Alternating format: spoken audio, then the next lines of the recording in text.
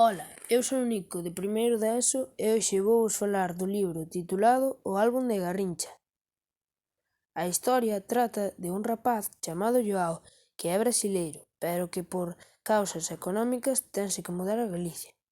Ademais de ser moi bo xogando ao fútbol, encántalle.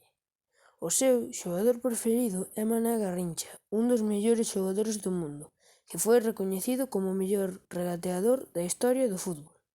A autora deste libro é Beatriz Maceira Abeleira.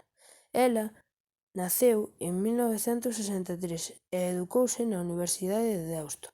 Outros libros dela son Lúa en Ningures ou As sentinelas do silencio.